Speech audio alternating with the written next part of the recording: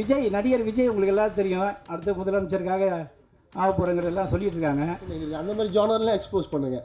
அதை பண்ணாமல் திரும்ப திரும்ப சுற்றி ஒரு சமூகத்துக்குள்ளேயே சண்டையை வச்சு அது ரொம்ப தப்பு. எப்போ 67 பேர் சேர்ந்து இந்த படத்தை எடுத்தாங்க.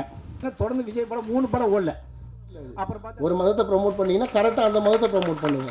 அதுக்காக தான் நான் விஜயை பற்றி சொன்னேன். ஆரம்பத்திலே அவங்கள வந்து தட்டி விடுறது கேள்வி விடுறது மிகப்பெரிய தப்பு. சினிமாவுக்குள்ளே இருந்துட்டு அது செய்யாதீங்க. இன்னைக்கு விஜய் இன்னைக்கு வந்து தமிழ்நாட்டில் அடுத்த சூப்பர் ஸ்டார் சொல்கிறாங்க, அடுத்த முதல்வர்ன்றாங்க. அது 1000 எப்படி அவர் அதெல்லாம் பேசுனா சினிமாக்குள்ளேயே சண்டை போடுற மாதிரி ஆகிடும். அவங்க பேசுனது ரொம்ப வருத்தமாக இருந்தது. இன்றைக்கி சினிமா எப்படி இருக்குது இந்த வருஷம், ஒரு படம் கூட ஹிட் ஆகலை இந்த வருஷம். இது வரைக்கும் எல்லாருக்குமே தெரியும். என்னன்னா இப்போ அவர் மோகன்ஜி பேசினார்.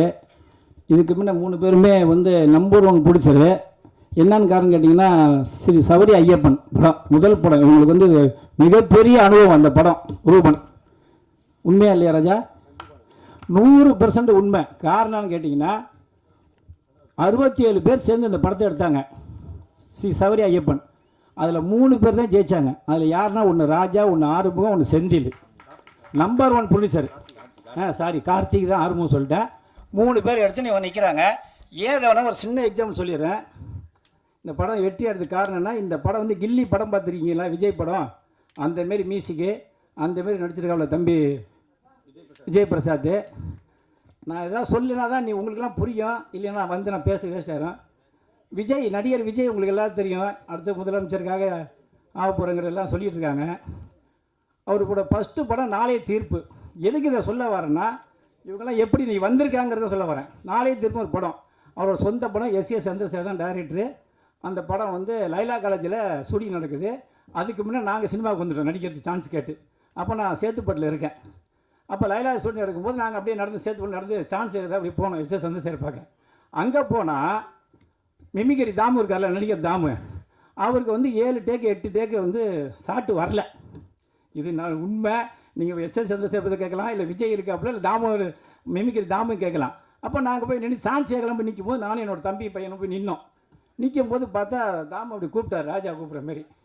தம்பி இங்கே வா, ஜூஸ் சாப்பிடு, பிரியாணி சாப்பிடு, மட்டன் சாப்பிடு, சிக்கன் சாப்பிடு, எது வேணுமாலும் சாப்பிடு, ஃபிலிமை சாப்பிட்டா இப்படியே ஓடி போயிடுனாரு.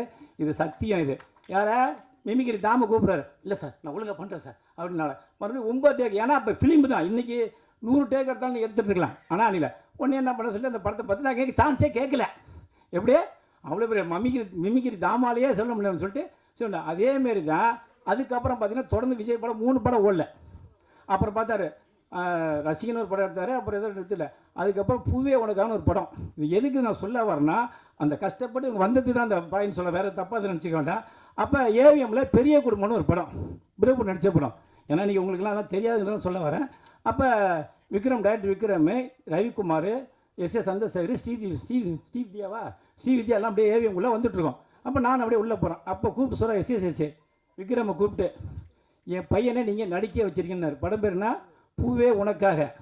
அதேமாரி தான் இன்றைக்கி இவங்க 3 பேருமே அந்த சபரி ஐயப்பங்கிற படத்தில் கஷ்டப்பட்டு எல்லார்ட்டையுமே பார்க்காத ஆள் இல்லை, கேட்காத ஆள் இல்லை, காசையும் கொடுத்து பணத்தையும் கொடுத்து எல்லாத்தையும் கஷ்டப்பட்டு இன்றைக்கி வந்து நிற்கிறாங்கன்னா இவங்களோட உழைப்பு, இவங்களுடைய உண்மையான 3 பேரோட எண்ணம் தான். அதுக்காக தான் நான் விஜயை பற்றி சொன்னேன். ஏன்னா இன்றைக்கி விஜய் இன்றைக்கி வந்து தமிழ்நாட்டில் அடுத்த சூப்பர் ஸ்டார் சொல்கிறாங்க, அடுத்த முதல்வர்ன்றாங்க. அது 1000 எப்படி அவருடைய கஷ்டத்தை நான் சொன்னது காரணம்னா, அந்த நிலைமை வந்ததுனால தான் இன்றைக்கி வந்து இவங்களும் ஒரு பிடிச்சா நிற்கிறாங்கிறதுனால தான் நான் பேசுகிறேன். இந்த படம் மிகப்பெரிய வெற்றி அடையணும். எப்படி கில்லின்னு நான் எதுக்கு சொன்னேன்னா, இந்த விஜய் பிரசாத் நடித்தது அந்த மியூசிக்லாம் வந்து அந்த ஸ்டைலில் இருக்குது. படம் மிகப்பெரிய வெற்றி அடையும். ஏன்னா நேரம் அதிகமாக இல்லைங்கிறதுனால இந்த படம் மிகப்பெரிய வெற்றி அடையும். நாங்கள் என்ன சப்போர்ட் பண்ண சங்கம் பண்ணணும். அப்புறம் இன்னொன்று 24 கிராஃப்ட்டுமே எங்கள் சங்கத்தில் இருக்குது. நீங்கள் இருக்கிற பத்திரிகாரங்களோ நடிகர்களோ டெக்னீஷியன் எந்த சூழ்நிலையிலையும் எந்த இருந்தாலும் என்னோடய சங்கத்தில் கார்டு எடுத்துகிட்டு நீங்கள் எங்கெல்லாம் ஒர்க் பண்ணலாம்.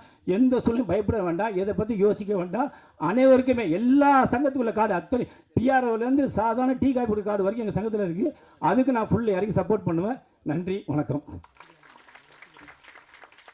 நன்றி சார், தேங்க்யூ ஸோ மச். சமூகத்தில் என்ன பிரச்சனை இருக்குது, உங்களை சுற்றி இருக்கிற நிறைய பேருக்கு நிறைய தேவை இருக்குது. பொல்யூஷன் பிரச்சனை இருக்குது, நிலத்தை பிடிங்கிறாங்க, நிறைய பஞ்சமி நிலங்களை நிறைய பேர் வந்து பிடிங்கி வச்சுட்டு திருப்பி தரமாக இருக்காங்க. அந்த மாதிரி எவ்வளோ பிரச்சனை இருக்குது. அந்த மாதிரி ஜானர்லாம் எக்ஸ்போஸ் பண்ணுங்கள்.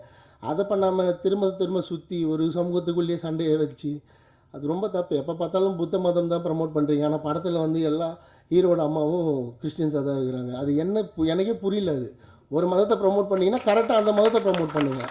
இதில் நிறைய உள்ள சினிமாக்குள்ளே பிரச்சனை இருக்குது. இவங்க பண்ணுற இந்த அரசியலுக்கு நிறைய ஃபண்டு தராங்க. அதெல்லாம் பேசுனா சினிமாக்குள்ளேயே சண்டை போடுற மாதிரி ஆகிடும். அவங்க பேசுனது ரொம்ப வருத்தமாக இருந்தது.